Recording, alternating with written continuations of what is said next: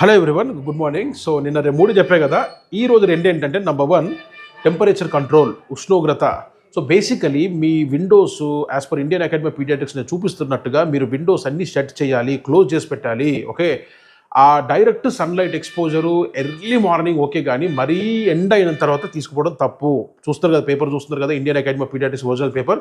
And మూడోది, room heaters పెట్టుకోవచ్చు, దూరంగా పెట్టుకోవచ్చు. ఓకే, రూమ్ హీటర్స్ కొన్న వాళ్ళు ఇప్పుడు నేను ఇంకో పేపర్ చూపిస్తున్నా. ఇండియన్ అకాడమీ ఆఫ్ పీడియాట్రిక్ గైడ్లైన్స్లో 200 వాట్స్ బల్బుని ఈ చల్లటి వర్షాకాలం సీజన్లో మీ పిల్లలకి పైన పెట్టుకోవచ్చు. ఒకవేళ 10x12 ఫీట్స్ రూమ్ ఉంటే మాత్రాన ఒక్క 200 వాట్స్ బల్బు మీ ప్రీటర్మ్ బేబీస్కి, లో బర్త్ వెయిట్ బేబీస్కి, నార్మల్ బేబీస్కి అప్ టు 6 months వెచ్చదనాన్ని హ్యాపీగా ఇస్తుంది. అంతకంటే పెద్ద బెడ్రూమ్స్ ఉంటే మాత్రం 2 పెట్టుకోవచ్చు. అర్థమవుతుంది నా పాయింట్ మీకు.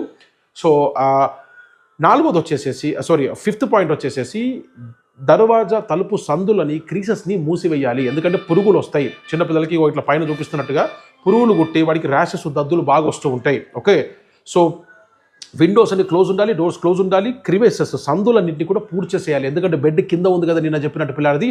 సో కింద బెడ్ ఉన్నప్పుడు పురుగులు ఈజీగా వచ్చేస్తాయి. అవునా, జాగ్రత్త. ఓకే, మరిన్ని సైంటిఫిక్ వీడియోస్ కోసం ఛానల్ చూడు. Thank you.